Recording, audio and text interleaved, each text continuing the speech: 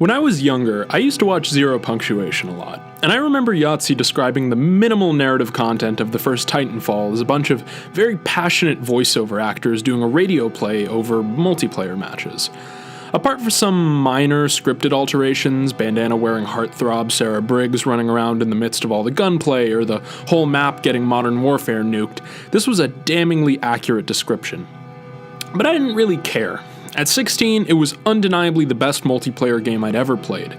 It was tense, it was fun, and the little snippets of lore and backstory that stuck out of the watertight gameplay were sort of rote, but also pretty well executed. Maybe, if it'd just been a one-off release, a slick, AAA multiplayer shooter slipping out of EA's geothermal vents, I'd be doing an analysis of the text on the burn cards and the different pieces of nose art. But thankfully, we don't live in the darkest of dark timelines because, though, yes, we are knee-deep in the Anthropocene, 2 hurricanes pounding our shores, and our federal government, in its infinite wisdom, just decided to classify Antifa as domestic terrorists rather than the literal manifold murder-committing neo-Nazi groups. We also live in a world where Titanfall 2 came out last year, to generally pretty good reception. I love gold! It's sexy, it's slick, and most importantly, it has what people have unequivocally agreed is one of the best FPS campaigns in recent memory. I've heard people compare it to Half-Life 2, which is fair, though if I'm being honest, the incredible kinesis and forward motion and the devotion to unique and manifold mechanics reminded me instead of the best of Call of Duty and, glowingly, Wolfenstein: The New Order. And anything that reminds me of 15 sweet hours of Nazi killing is a real beau geste for me. I love Titanfall 2. And not even the way I love Siege, where I get a little queasy after a disconnect ruminating on the chemical warfare, the torture, and the fact that Echo's a 1-speed despite wearing khakis and New Balance. Titanfall 2 always leaves me with a big smile on my face narratively, and I'd like to share with you why that is. As a side note, because Titanfall 1's campaign was less memorable than an episode of the Green Hornet, I'm not going to be referencing it too much, just in bits and pieces where appropriate. I think that's fair because all you really need to know going into Titanfall 2 is that the bad guys from T1, the IMC, are now completely cut off from Earth. And there's no immediate narrative impact that's obvious from that, apart from some new terminology that's thrown around, but it does recontextualize the goals of the INC as either more or less sinister, depending on how you view it. The narrative basis, in brief, is that there's been a bunch of space colonization as a result of the Anthropocene in a place called the Frontier. And that effort was originally Earth-based, but went independent after an indeterminate amount of time. But since then, Earth deployed this organization called the Interstellar Manufacturing Corporation, the IMC, to take hold of the Frontier's bounteous natural resources for their own use or gain. This is an interesting, but not immediately distinctive narrative, at least on the surface, but I'll get into that in a bit. Since Titanfall 1, the de facto good guys have been this organization called the Militia, and though I'm going to discuss how Titanfall 2 did sour that goodwill somewhat, I want to make it very clear that I love that terminology. They're pretty similar on the surface to your bog-standard Resistance Rebellion organization, maybe kind of like the Resistance from Half-Life 2, but where they differ is that they're A, much larger, B, much better equipped, and C, explicitly stated to be a coalition of disparate entities. Titanfall's militia is composed of homesteaders, pirates, criminals, frontiersmen, and, one assumes, communards. 2 lines used to describe the militia tickle me in particular. One is that inhabitants of the frontier almost uniformly take up arms as militiamen and women in the event that it's necessary, and the other is that most inhabitants of the frontier have adopted a if you can't beat 'em, join 'em attitude at the face of disparate groups' differences. Now what I love about this is that it casts the protagonists of Titanfall and Titanfall 2 as individuals bound not by ethnicity, creed, nationalism, or even, in truth, territoriality. The militia aren't fighting for arbitrary sovereignty or arbitrary self-determination. Instead, the IMC is portrayed very clearly across the unified narrative as a greedy, destructive, and oppressive foreign power with ostensible claim to the frontier. There's a paternalistic sense of ownership, a patronizing attitude towards residents of the frontier and the militia. They're alternatively called terrorists, scum, filth, and in the first game, Respawn highlighted this by giving the militia brown, green, and orange versions of the IMC's by and large bleached equipment. It made them look lived in, real, and earthy. It clearly established them as the underdog, and that visual through line is carried over, at least to the campaign at T2. And I love that aspect of the conflict because it turns it, and allow me to clarify again that I'm not yet discussing the narrative implications of the PvP multiplayer, since those are a very different animal. It turns it into an explicitly anti-colonialist narrative. I wouldn't be doing my job if I didn't briefly explain such a core term like colonialist. In this context, colonialism refers to the acquisition of territory in a foreign locale, generally the establishment of a colony and the maintenance of that colony abroad to the benefit of the colonial power. Now, in practically every case of historical colonialism, there's a mixture of civil and social exploitation, but economic exploitation as well. The Belgian government forcing the Congolese population to farm rubber under threat of maiming and death is a good example. It ultimately did nothing good for the Congolese, but served to enrich the Belgian Congo and, by extension, Belgium itself. But okay, you're saying. The narrative is clear enough that the frontier was already independent of Earth by the onset of conflict before the first game. And you're right, which is exciting because it means that the narrative is not only deliberately repudiating colonialism, it's repudiating neo-colonialism, which is the continuation of economic and civil exploitation of a foreign territory, but without the establishment of a colony. The US government meddling in the economies of Latin American countries is viewed as neo-colonialism, and if, say, the British government attempted to influence Indian economics and policies, that would be viewed as neocolonialism as well. Because a good litmus test for determining the enactment of neocolonialism is thus: was the entity being influenced or exploited formerly a colony or holding of the entity that is doing the exploitation? If so, then it's undoubtedly neocolonialism, because, for example, even though West African states are independent, the EU's exertion of its economic strength in order to obtain lucrative and exclusive West African fishing rights is perceived as an extension of the exploitation of those West African states during the scramble for Africa in the late 19th and early 20th centuries. The frontier is independent, but one must assume that it was not initially. One would assume, and I think correctly, that those distant colonies could have only been established with aid from Earth, which is all well and good, and there's nothing necessarily wrong with mutually beneficial trade between entities, but colonies are consistently representative of a political power imbalance, and one must assume that this became so onerous to the residents of the frontier that they either petitioned for, or more likely, fought for their independence. As such, the IMC's efforts to re-establish economic dominion over the frontier are neo-colonialist efforts, and the game is very clear in taking a hard stance against that. Now, like I said, at the end of T1, a big MacGuffin exploded that cut off the IMC from Earth. The IMC became an entity called the Remnant Fleet, which I think is comparable to the transformation of the Galactic Empire into the First Order in the new Star Wars trilogy. This is significant because it recontextualizes the antagonistic activities of the IMC and T2 as being perhaps a little darker. One understands that the IMC has established some territorial holdings in frontier space. The planet Typhon, where the bulk of the campaign takes place, for example, is an IMC-controlled world. This has turned them into a territorial and political neighbor of the disparate and largely unnamed frontier territories, rather than the military wing of a colonialist and corporate enterprise they originated as. A detail which, as an aside, I love because it calls to mind some examples from actual history. For example, the massive private militaries and governmental powers that the Dutch East India Company, which had ties to the Dutch government but was not an organ of the Dutch state, wielded during the age of imperialism in the 17th century. In doing so, in turning the IMC into a neighbor rather than a colonial power, the narrative in T2 is transformed into an anti-imperialist narrative. Imperialism is, you could say, just the broader category within which the details of colonialism are placed. Imperialism is just the exertion of a nation-state's will and the extension of its influence over other sovereign territories, generally through military action, but sometimes through diplomacy as well.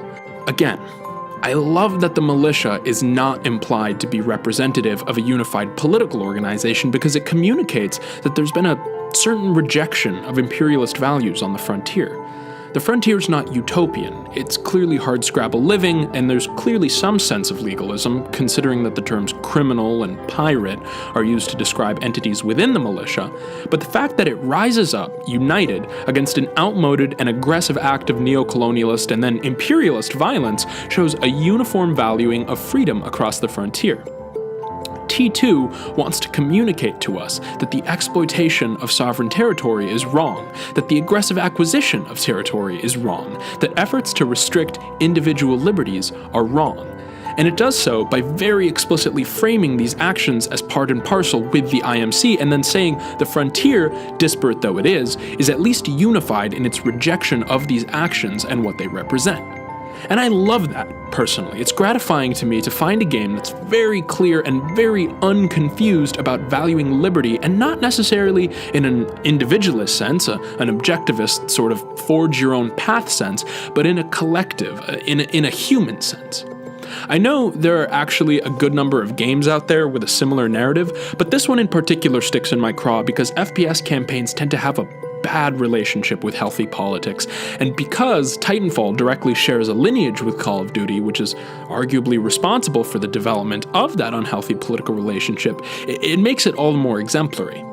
I don't think either I'm really grasping when I argue that T2 is explicitly political in this fashion. There was imagery both exclusive to and shared across both games that seemed to compound this narrative. The character of Kuban Blisk, a personal favorite, appears in both games as a thick-set, goateed Afrikaner mercenary. I'll admit that it's maybe lazy shorthand at this point. 8 years?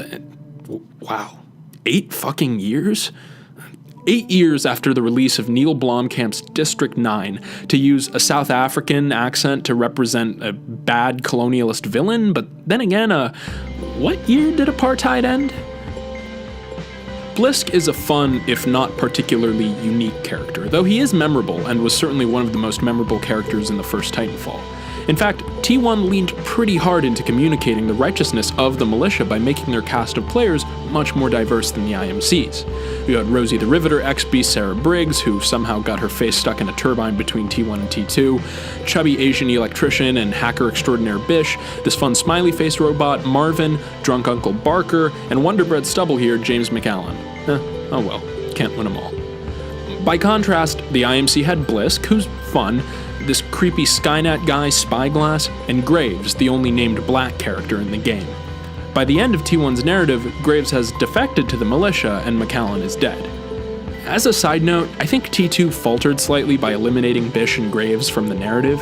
It would have earned a lot more goodwill from me and I think a number of other players if the cast had maybe been a little bit more diverse, but on the other hand, the cast is pretty limited and you don't interact with a huge amount of NPCs that aren't wearing helmets, so comme ci, comme ça. I mostly just liked Bish, and I think I would have liked to see more of him in T2. T2 carries this technique of shorthand forth as well. There's the aforementioned color coding, executed a bit more cleverly than Good Guy Blue and Bad Guy Red, but where it shines is, I think, in the use of characters and certain narrative elements. That imperialistic and colonialist legacy is extended into the plot by the IMC's use of archaeology against the militia. The plot of T2 revolves around the IMC's attempt to use an ancient alien death ray called the Fold weapon to destroy frontier planets.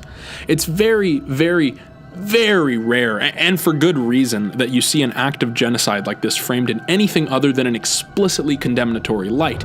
So just for that, the IMC gets minus 100 sympathy points. But it's worth noting that General Martyr, the big bad boss of the IMC in T2, also heads up something called the Ares Division, which is one of the multiplayer factions as well. Think of him like an evil Dr. Kleiner, sort of. He even has an equivalent speech about getting busy. Remember, those losses are ultimately replaceable by the inexorable march of human reproduction. For those so inclined, now would be an excellent time for procreation. Which is to say, in layman's terms, you should give serious consideration to doing your part for the revival of the species. It's not immediately obvious in-game, I don't think, but Ares is an archaeological organization attempting to recover alien technologies on the frontier to use against the militia. I personally can't help but be reminded of Western archaeologists that were complicit in colonialism and imperialism during the scramble for Africa. In particular, a certain anecdote wherein the ruins of the Great Zimbabwe were purported to have a biblical legacy, establishing, I should say, a false direct Western lineage in order to discredit the accomplishments of the indigenous Africans. Visually, Martyr looks like Leonard Cohen took a clothing iron to the face and wears scary space Nazi fatigues. Blisk also looks like an evil Chad, and always has, though we'll discuss certain visual changes made to his character later. There's finally this narrative element whereby the series of bosses you face during the game, in effect the directly identifiable antagonists besides Martyr, are all mercenaries working under Blisk.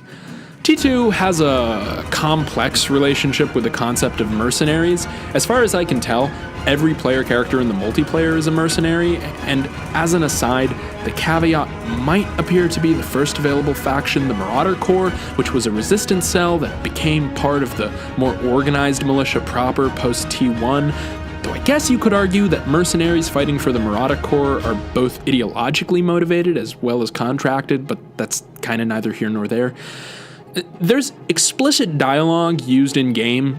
If you join Ares, Martyr will refer to you as mercenary. For example, as well as the free and easy assumptions one can make, like the ability to join Blisk's Apex Predator faction. This is related to the concept of tone and the narrative implications of T2's multiplayer, something I'm not quite ready to discuss yet, but will later. So I want mostly to just put a pin in this point. In the campaign, it's only the IMC that explicitly contracts mercenaries, Blisk's Apex Predators, who are a bunch of amoral, bloodthirsty caricatures, and I don't mean that as criticism. I think the broad brushstrokes with which T2's characters are drawn are ultimately to the game's credit, but again, that's a tone issue, so I'll discuss it later. The 6-4, another multiplayer faction composed of mercenaries, does show up to fight alongside the militia toward the end of the campaign, in what is definitely my favorite level of the campaign, but I think we're meant to understand that they're not being hired to fight.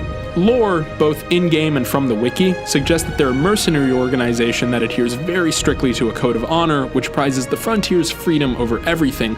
Again, an implication I really like. Pursuant to that, I both like and dislike that we're told the 6-4 is a separate entity from the militia. This is a narrative shift that occurred between T1 and T2. The militia, as per its description, was significantly less organized.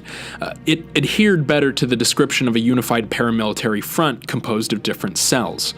Where organization did come in the campaign missions, was in the form of the Marauder Corps, which I think would be comparable to a particularly well-equipped group of partisans. Between the two games, the militia underwent a visual and conceptual change. By T2, it's become this much more cohesive and well-organized military organization with fleets, battleships. It even has units subordinate to a greater command structure, like the 41st Militia Rifle Battalion that the protagonist, Jack Cooper, is evidently a part of. This is both a tonal and thematic as well as textual change. Word of God, that is to say a Reddit AMA with Respawn devs, confirms that this change did in fact occur between the two games. It'd be easy for them to just say that its structure was retconned and it was actually always this well organized. And I feel kind of ambivalent about that change, honestly. On its own, I think that change is boring, turning what appeared to be a sort of paramilitary affinity group into a more conventional military organization. As an anarchist, an anarcho-communist in fact, I'm always excited to see horizontal power structures, or perhaps more accurately, a lack thereof, portrayed positively in media. By turning the militia into a much more conventional military force, I think it becomes a less interesting organization. Contextualized, however, between the two games, the change is interesting because it illustrates the development of a sort of confederation into a single political entity, which is something I hope the writers engage with in T3, whenever it is that comes out.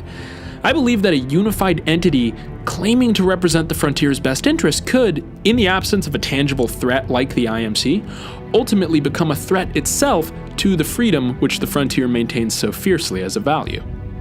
Now ultimately, no one really praised T2's campaign for a complex and particularly emotionally resonant narrative.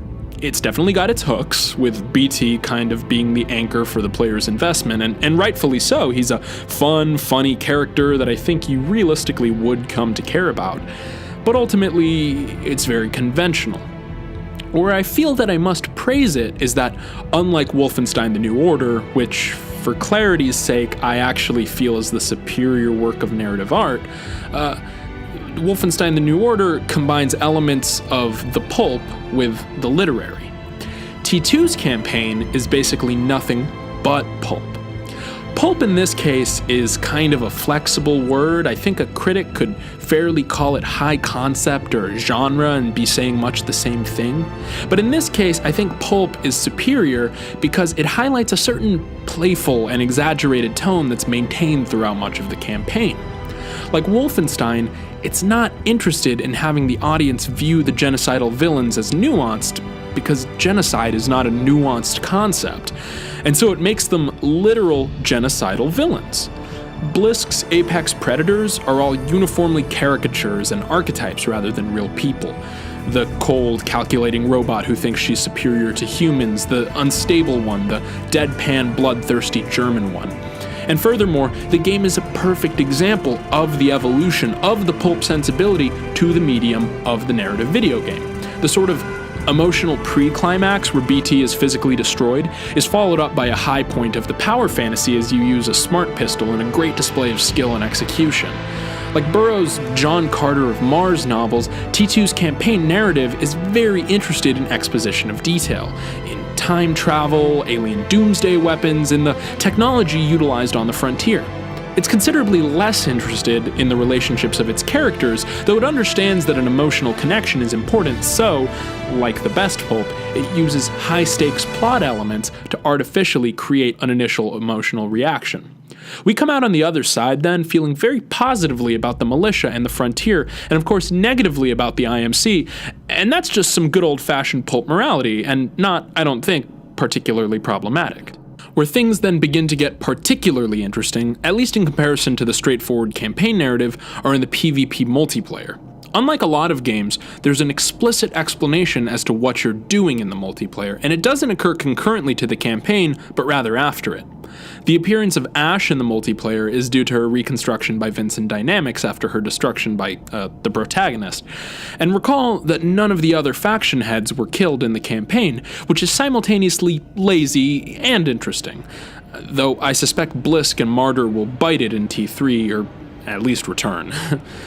It's notable then for being composed almost entirely of skirmishes, reminding me of the narrative implications of multiplayer matches in Call of Duty Black Ops. You have the CIA fighting the Spetsnaz, and that determined the ownership of a map or whatever. You might say I'm really reaching here, and I'd be inclined to agree with you. There really aren't immediate narrative drives in Call of Duty's multiplayer matches, and T2s only have a bit more marginally. I just wanted to clarify that the PvP matches aren't taking place under the pretense of gladiatorial combat like in Unreal Tournament, or a battle placed within a larger scale conflict like in Battlefield 1. As a side note, the operations mode in Battlefield 1 does a really good job of creating a narrative impetus for PvP multiplayer gameplay that is not at all dissonant in a ludonarrative sense. You get a quick introductory cutscene that sets up historical and strategic background, but from then on in, it's the gameplay that drives a greater narrative of offensive and defensive warfare, and allows you to create emergent micro-narratives within the gameplay. The time I destroyed a tank on horseback, the time I shot down an enemy flying ace while parachuting to the ground, etc. So in T2, you have the option to pick from one of a number of factions, which change your opening cutscene and your announcer. As far as I can tell, faction effects are client-side. It doesn't matchmake players based on their faction, which is a prudent choice because they're only cosmetic or, more accurately, narrative differences. There's no real impact on the gameplay. And they're all generally speaking pretty fun. They provide a narrative thrust for the PvP gameplay the way Call of Duty's factions do, but unlike Call of Duty's, where faction was originally determined by map before they started doing this hero shooter thing, which was, fun for flavor, but kind of whatever, T2s are up to you, the player. You pick the faction that you like most, whichever one has the most personality or is the least annoying. You start multiplayer by default as a member of the Marauder Corps, but Sarah Briggs is not super interesting, so you'll either level up into the Apex Predators, or, if you're bad with money like me, spend some of your credits on a faction that interests you. At launch, I played as Ares a lot. They were the closest thing to playing for the IMC proper, but Martyr is one of the more boring announcers, I think, and tends to repeat himself a lot. These days, I switch generally between the Apex Predators, announced by Blisk's sweet, dulcet Africana tones, and the Angel City Elites, because Barker is like your nice wino dad and constantly compliments you, even if the pervasive references to moonshine are like a 10-year-old's conception of what alcoholism is. But that's, I think, a very clever feature because it gives the player a minor emotional investment in the narrative outcome of the match. You want to play well for your faction because you like your faction, as opposed to exclusively wanting to play well because human beings are arguably inherently competitive by nature. The multiplayer is actually full of narrative hooks like this that make a match feel very alive as compared to, again, a Call of Duty match. In fact, noting Respawn's lineage with Infinity Ward, it actually feels like a narratively as well as kinesthetically heightened Call of Duty, and that I think is high praise because it hits all the high watermarks of Call of Duty and misses the majority of those games' pitfalls as well. In T2, as in T1, the battlefield is teeming with life. Even if you're running around the edges trying to stay alive for 5 more seconds so that you can call in your Titan, you're not alone. You're never alone. I'll clarify that I'm talking exclusively in this section about attrition, the PvP's main mode, which plays similar to Team Deathmatch. The map is filled with AI trash mobs, both enemy and friendly, and I think they all actually have a lot of personality.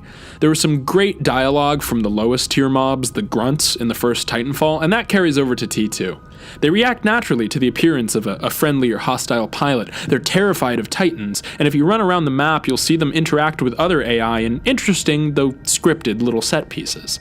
As the match goes on, more complex mobs are introduced. You have Spectres, these robotic soldiers that can actually be hacked with a button press to be made friendly, which is very, very fun and gratifying. And then there are Stalkers, who take a lot more punishment, explode if you step on them as a Titan, and remind me of the T-800 exoskeletons from the beginning of Terminator 2, walking around, firing laser guns with one hand, very deliberate. Finally, toward the end of the match, these small little pseudo-titans called Reapers appear, and killing them actually grants you the same point bonus as killing another player. They also have real potential to take out your Titan and seriously threaten a pilot on foot. Now, the presence of these mobs not only gives the player the feeling of being in the thick of a real, living, breathing battle, but simultaneously elevates the player into the role of the pilot, who is understood to be a sort of wall-running death machine. A match of 12 pilots is one thing, but you sure won't feel like an elite Spec Ops mercenary if you're constantly at the killing end of an opponent's EPG and at the bottom of the score table. However, put some dumb, scared AI grunts into the mix, letting you wipe out whole squads in a few seconds, and I think you really begin to get high on your own supply and believe the fanfare. I also want to note that I really like how mobs enter the battle dynamically. They don't just spawn in, but crash in from drop pods that arrive with huge explosions and throw up blankets of dust. I mentioned at the beginning how much I love the introduction to each battle. Usually, your faction leader throws a voice line at you and ejects you from a dropship. Your view turns to regard the other players on your team, rendered in real time. There's a lot of character there, not just from the faction leader, who are all fun.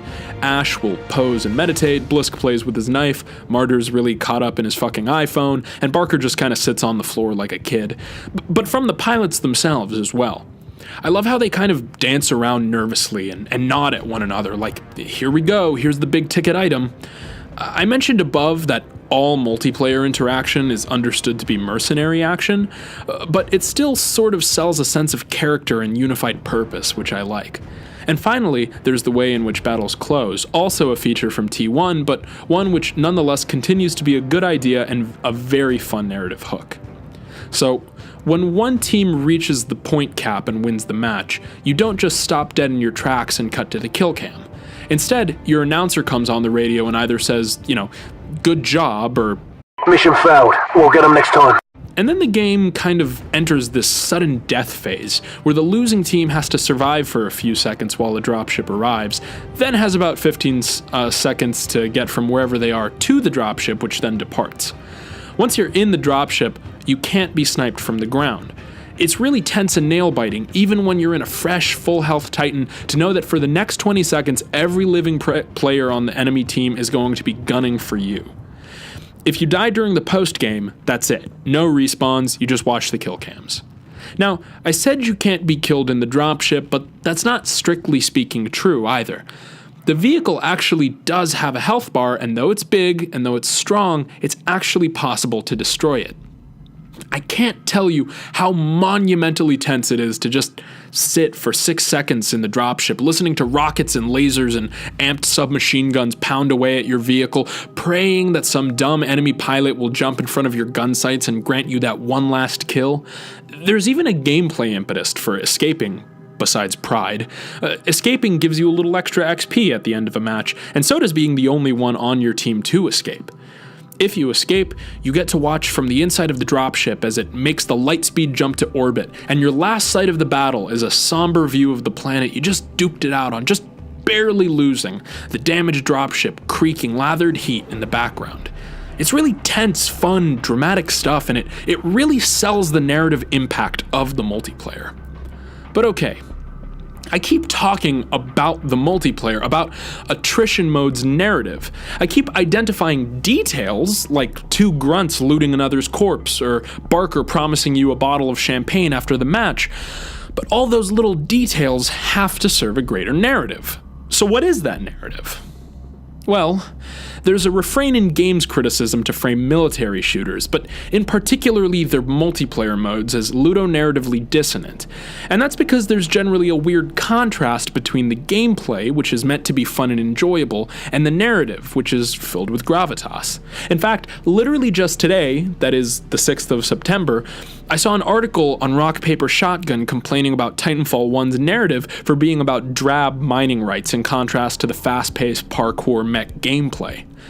Well, that's a valid point, generally speaking in a broader sense, though I do have my complaints about RPS' antagonistically British tone of writing, and in this case their rejection of what, like I said above, is actually, I think, an excellent if understated anti-colonialist narrative. But where that criticism sometimes fails is in its implicit assumption that the gameplay is meant to represent exactly what it's portraying, and assuming that, like in Lawbreakers, a bedreadlocked white MMA fighter firing a missile at a war refugee is meant to represent exactly that, or justice. As a basis for my argument, I'd like to highlight an example from film. There's a scene in the Coen brothers' Barton Fink where John Goodman offers to teach John Turturro how to wrestle. It's a funny, cringeworthy, awkward scene that's punctuated by some great physical comedy and camera work.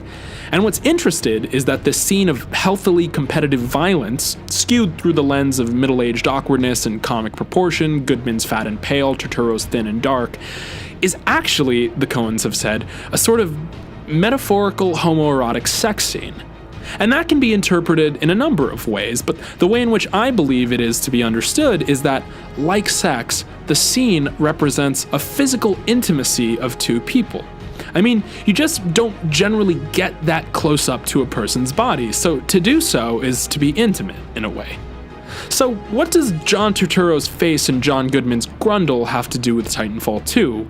Well, in getting to that, I first want to explain something I made reference to earlier in this video. I talked about how the mercenary implications of the player character, minor design changes to Blisk's appearance, and the caricature characterizations of characters, oh boy, that's a lot of C words, are all related to a tonal question, or more accurately, a tonal shift that occurred between the first and second games. There was definitely humor present in the first Titanfall. If you listen to grunt dialogue, they make repeated mention to one named Barry, and it was funny to have your Titan's AI be a stiff upper-lipped British butler. But because the self-serious anti-colonialist narrative of the radio play was enmeshed with the PvP multiplayer, there wasn't really room for a brighter or less serious tone. This, I think, is communicated effectively by the visuals. Visual customization of Titans is limited in Titanfall 1 to some nice but generally pretty serious military-looking nose art, and pilot appearance is based on weapon class, similar to in earlier COD games. Otherwise, imagery sticks to the IMC white, militia green dichotomy that I described earlier. This gave the game a clean and bright image. When I picture Titanfall 1 in my head, I see a lot of shades of gray, a particular map that was nicely blanketed in fog, and another very memorable nail-biter of a match played out on a murky, Dagobah-looking swamp. By contrast, and I'm speaking purely visually here, Titanfall 2 is extremely colorful. Right from the get-go, you begin to unlock camouflages for your pilot, but they're all very gilt and in a fun way. My wall-running, steroid-pumping CAR user wears bright red hexagons all over his robotic body, and when he calls in its Titan, it's a coral pink Legion with a sky blue and white checkered minigun. All pilots and Titans look like this too, and don't even get me started on the nose art. You have faction symbols, pinups, cute animals, and things that make zero sense, like Monarch's first nose art being a tie-wearing frog holding a giant bullet. The faction announcers have all been visually simplified to be more distinctive too. In the first game, Barker wore generic knee pads and a chamois and this kind of indistinct mass of grayish-black clothing. Now he wears a nice fern green jumpsuit with the Aces logo on the back and carries a big silver hip flask of moonshine. Briggs kept her red bandana, but her blue uniform cuts a harder figure and is brighter in color. Blisk is maybe, I think, the best example. He wore a pretty standard gray IMC uniform in the first game. The main signifiers of his uniqueness were a knife he always played with and the Afrikaner accent. In T2, he's wearing this new, much more colorful uniform. The bluish grays have been brightened to bright whites with scarlet highlighting. He has a bandolier of bright red grenades by his neck, and his bulletproof vest is sleeveless, showing off his muscles. Some changes to his face have been made even, I think. His eyes are a little bit bigger, and there's a bigger visual contrast between the whites and the eyelids, and his beard, eyebrows, and hair have all been a little bit more yellow and a little bit more angular. Now, these might seem like very minor details, and I would agree with you that they are, but overall, I think they are representative of a movement in the game's design trend towards visuals that immediately communicate an identifiable narrative. You look at Blisk, you think bully. You look at Martyr, you think fascist. This carries over to the Titans as well, and by now, you should be a little bit more adept at reading T2's visual language, so I'll be brief.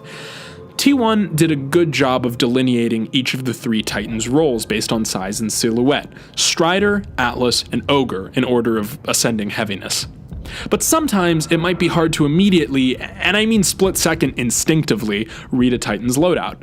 You'd expect an Atlas to carry a medium-range weapon, but uh-oh, is that a plasma railgun in their hands? Dunk! Your Strider is out of commission. T2 avoided this by ditching the Build-A-Titan in favor of a number of Titan classes who have editable perks but not editable loadouts. Legion, who has a big minigun, can either have some extra ammo or a shield that takes more damage, for example. And the Titans all visually communicate their roles really well. Guys with low health who hit fast and hard are skinny and flimsy, tanks are naturally big and slow, and vanguards like Iron and Monarch are squarely in the middle. But that's kind of like Design 101. No, instead, I want to point out how by making the designs of the Titans slightly more cartoonish, it fits in quite well with the theme.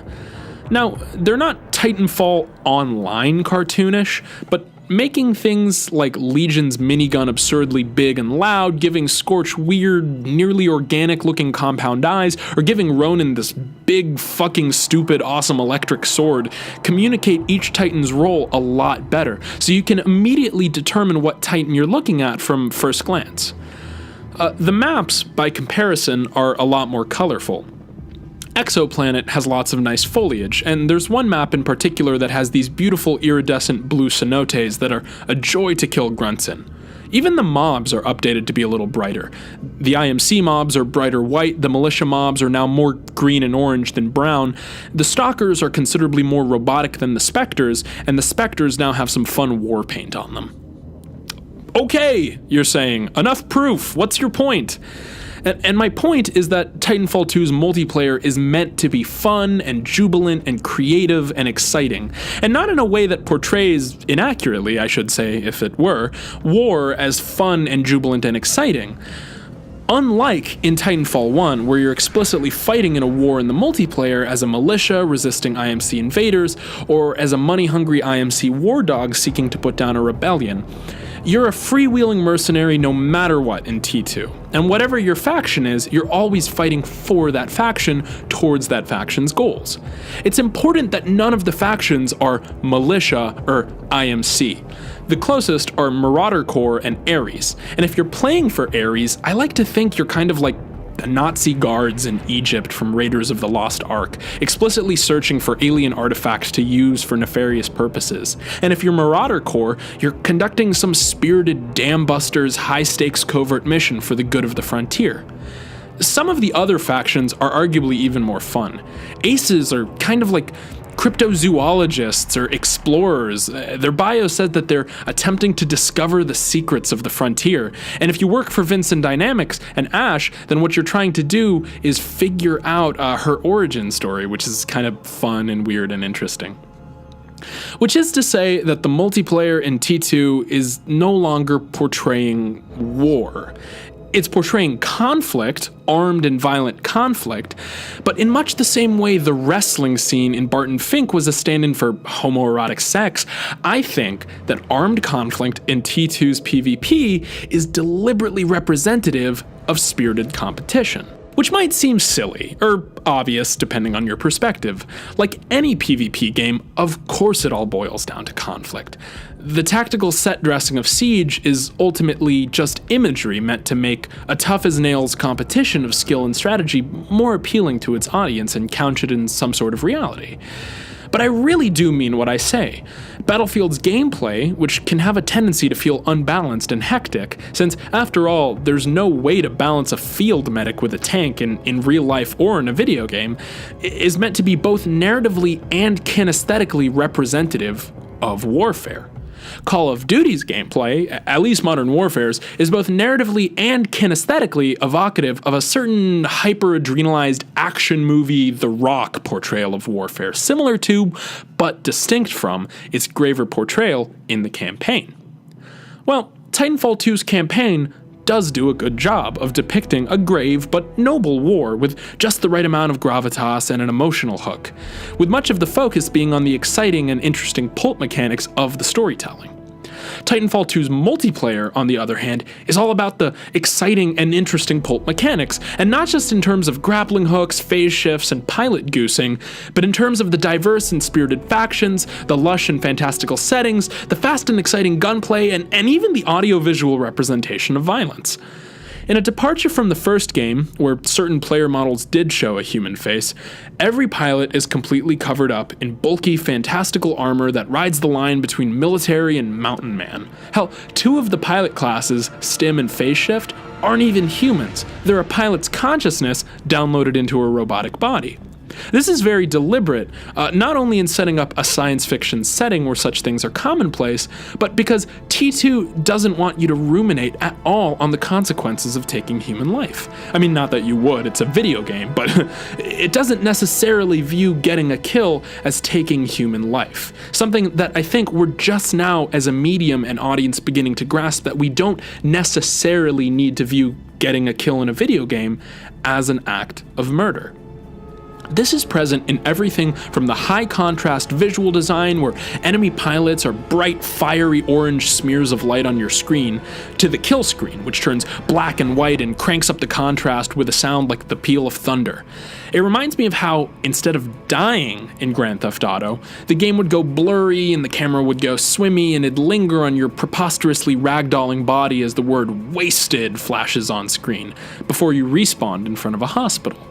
Just contrast that to Siege, where getting downed pulls you into this tense state simulating injury, your breathing becomes deep and raspy, your vision becomes blurry with smears of light, or getting killed by a headshot, where just snap, cut to black, you're dead before you even know what hit you. There's something pulpy about the way player death is handled in the multiplayer. Not even like it's a failure, but like it's a minor setback, like you're being dared by the game to do better. In fact, you are. Like in a lot of games, Titanfall gives you a nice fat point bonus for taking revenge. The quicker, the better, on your killer. The final narrative hook, the escape to orbit, I think even sort of communicates the impermanence of the conflict. Your able-bodied cyborg mercenary jumps in his dropship, shaking his fist, and lives to fight another day. Yet again, on another Elysian world on the far edges of space.